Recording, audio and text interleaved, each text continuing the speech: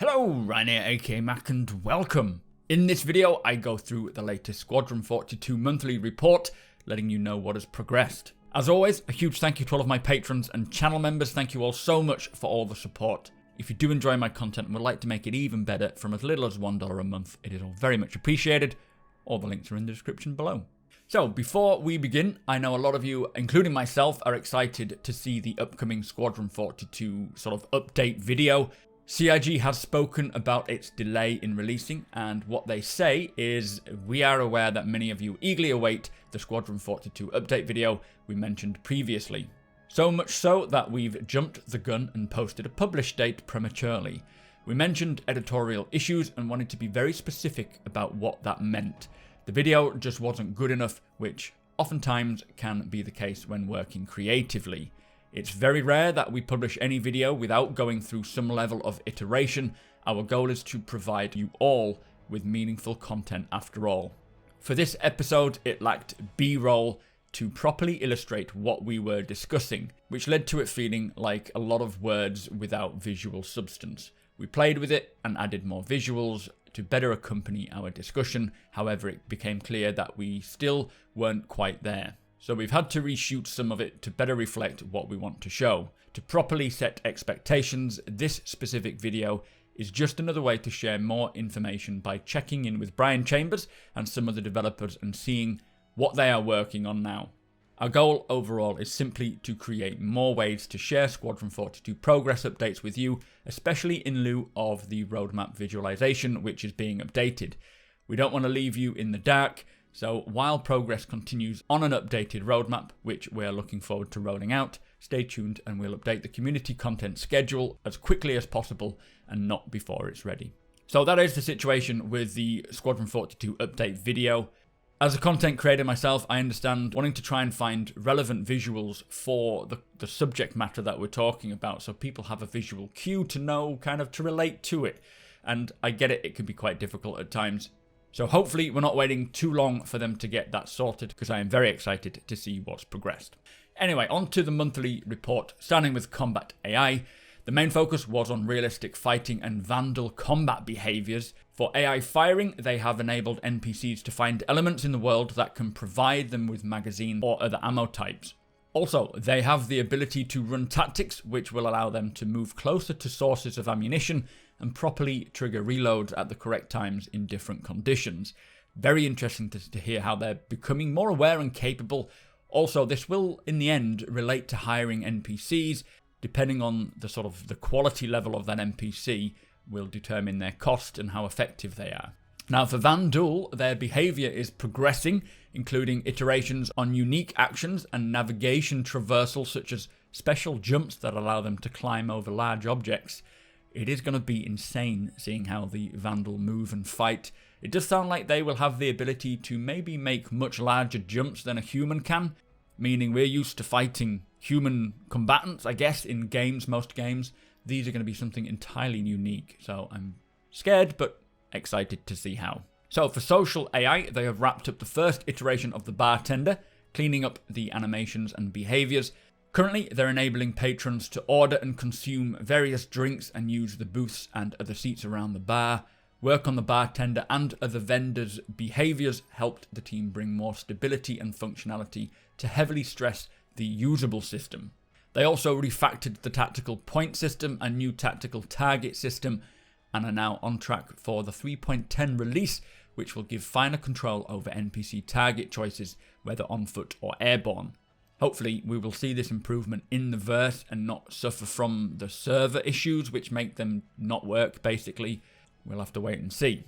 So for animation, the team assisted in the development of body dragging, throwing and knockdowns, the animated weapon reloads and malfunctions for Spec Ops NPCs, so probably the more capable NPCs. They've completed a Vanduul look dev and locomotion and animated actions to enable AI to undertake inspections, move crates and complete hangar actions. Also, they've done work on capital ship operator seats, bar patrons, bartender animations and hologlobe actions as well.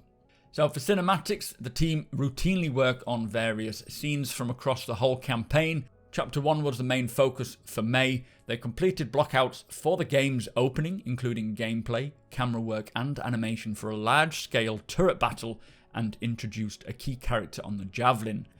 They also made updates to several scenes from Chapter 2. They've experimented with single chapter shots for Chapter 4, blocked out Chapter 5, and set up the cameras for Chapter 13. So lots of progress throughout the whole of Squadron 42's first campaign. It'll be amazing to see these sort of cinematic shots, as well as being actually involved in them. It's not taking you away from the camera as such. You can actually experience the whole thing in first person. So for engineering, they have fixed performance regression in game dev and continue to make improvements to body dragging. For physical damage, they started looking into deformation and how to decouple the renderer and sim mesh, and iterated on damage TDD. I'm not sure what the TDD is. Can anyone tell me in the comments, please? They've also submitted the first version of the Gen 12 renderer, which is great progress.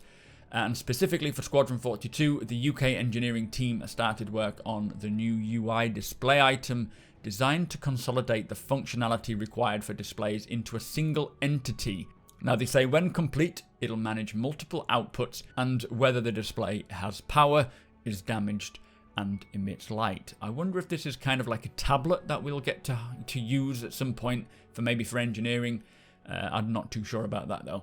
The actor team continued with body dragging, improving the visual sync between the player and the dragged body, so the connection at which you grab hold of the body. They also continued to work on forced reactions and getting on-the-spot knockdowns implemented. For gameplay story, the work begun on previously untouched scenes from Chapter 5 and 13. They said that this means we have now implemented over 200 scenes, which is quite a milestone. Many of the scenes still require additional work and support, but the majority of the animation work is now done, which is great. They also continued to polish Chapter 4 scenes and abandons for Chapter 8, including a complicated box carrying scene. The graphics team worked on performance improvements, always good to hear that, mostly related to excess CPU use, which results in spiky and inconsistent frame rates. Now, one important performance gain was to adjust the texture resolution on machines without enough video memory to run the game at full quality. The render-to-texture system was also integrated into the texture streaming system. This allows them to treat dynamically created textures like any other texture in the game, making it fundamental to the canvas manager, which is a feature that will be used by art and game teams to create dynamic texture content such as signage, name badges, ship names and serial numbers. Hopefully one day this will mean that we'll get to put physical names on the side of our ship. That would be cool. For level design, they further developed the usables and NPC behaviors. They've worked alongside FPS AI to integrate more of the new behaviors that recently came online and are currently working with art to build out some of the optional routes through levels. So if you don't know, you're not only going to have a linear route to complete a mission, you're going to be able to approach in different ways and angles, depending on, I suppose, your play style and what suits you. Now, the space and dogfighting team worked on the non-combat investigative behaviors prevalent across many of the early chapters. I love the idea of that, investigating all these really cool environments and seeing what's happened. Narrative undertook dedicated playthroughs to identify where new dialogue lines will be recorded, using placeholder actors to get them in-game as quick as possible, as well as minimizing the time for future pickup sessions. The props team created an asset set for a scene with a frozen ship, which included a new frost material and bespoke storytelling props. The image that we saw for this looks like a computer and a blade. The tech animation team retouched thousands of assets to ensure their quality and suitability. They've worked on the Vanduul warrior, as recent animation work highlighted the need to refine character deformation to enable more extreme posing. They are going to look freaky as hell. The UI team spent the month working on a new system to allow them to easily add 3D objects to screens, such as icons for the player visor and inventory.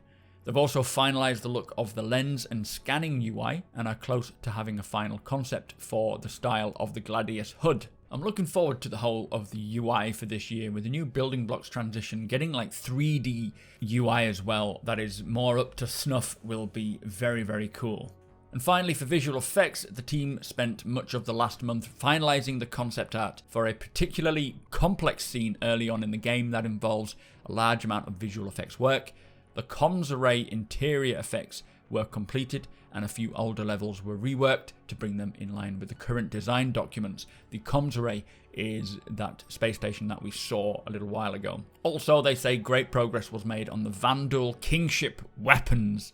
Man, that ship looks incredible. So that is the Squadron 42 monthly report. Hopefully we get this Squadron 42 update video soon so we can take more of a visual look at its progress. I do feel like there's so much progress to Squadron that we just don't know about yet, because obviously, as they know, they didn't communicate that to us properly yet. It does sound like things are coming along really well though. But with that said, be sure to subscribe and hit that notification bell so that you don't miss out on any further content. Also, tick the like button if you're excited for Squadron 42, and come and hang out over on twitch.tv/supermacbrothers. Ryan, I stream 4 days a week and we always have a great time. Thank you to my patrons and channel members. Thank you for watching, and I'll see you next time.